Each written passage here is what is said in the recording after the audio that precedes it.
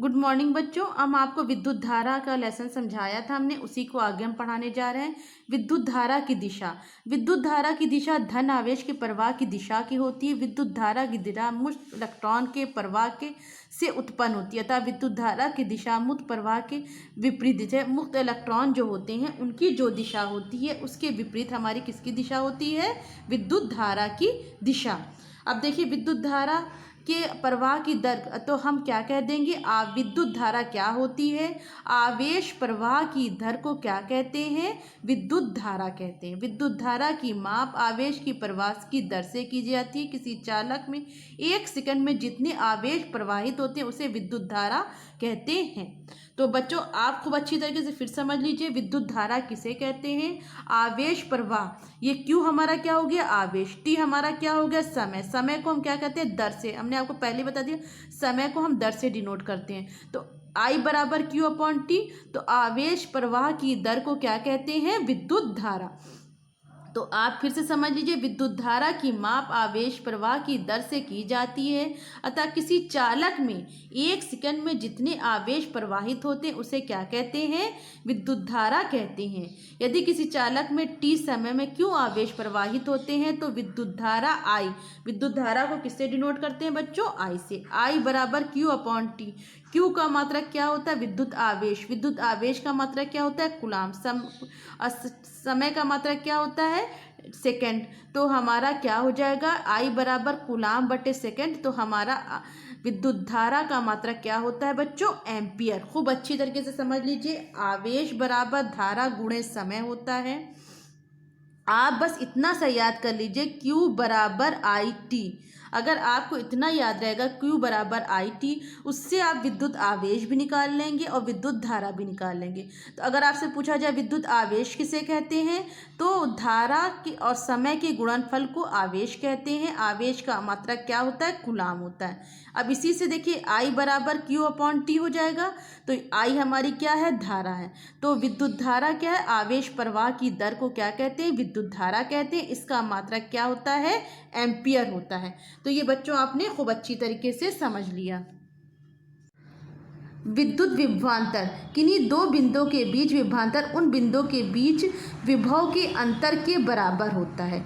दो बिंदुओं के बीच का विभवांतर उन बिंदुओं के बीच के विभव के अंतर के बराबर होता है। किसी चालक के दो बिंदुओं के बीच एकांक आवेश में एक बिंदु से दूसरे बिंदु तक, देखिए आवेश को एक बिंदु से दूसरे बिंदु तक ले जाने में किए गए कार्य बिंदु का विभवांतर कहलाता है। फिर से समझ लीजिए, बहुत आसान डिफिनेशन है। विद्युत किसी चालक के दो बिंदुओं के बीच एकांक आवेश को, किसी चालक में दो बिंदुओं के बीच एकांक आवेश को एक बिंदु से दूसरे बिंदु तक ले जाने में किए गए कार्य को क्या कहते हैं? विभवांतर कहते हैं। फिर से समझिए, किसी चालक के दो बिंदुओं, जैसे अब हमारा दो बिंदु है, दो बिंदु ऐसे करके दो बिंदु है, एक बिंदु से दूसरे बिंदु तक लाने में जो हमारा कार्य जो हम करते हैं उसको क्या कहते हैं? उसको हम विभवांतर कहते हैं। किसी चालक के दो बिंदुओं के बीच एकांक आवेश को एक बिंदु से दूसरे बिंदु तक ले जाने में किए गए कार्य को उन बिंदुओं का विभवांतर कहते हैं। विभवांतर को हम बच्चों किससे डिफाइन करते हैं, प्रदर्शित करते हैं? V से। V विभवांतर हो गया, कार्य हो गया हमारा W और प्रवाहित आवेश क्या हो गया? Q। तो V बराबर W अपॉन Q। V का मात्रक क्या होता है? विभवांतर का मात्रक क्या होता है बच्चों? वोल्ट होता है। तो V बराबर W अपॉन Q भी अगर आप लोग याद कर लीजिए तो भी याद हो जाएगा। अगर आपको भूल जा रहे हैं, डिफिनेशन नहीं याद कर पा रहे हैं, बस इतना ही लिख लीजिए, याद कर लीजिए, V बराबर W अपॉन Q।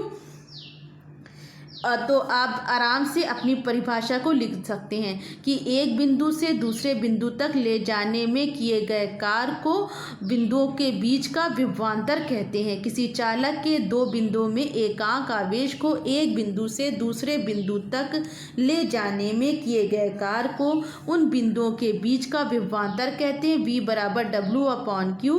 और विभवांतर का मात्रक क्या होता है बच्चों? वोल्ट।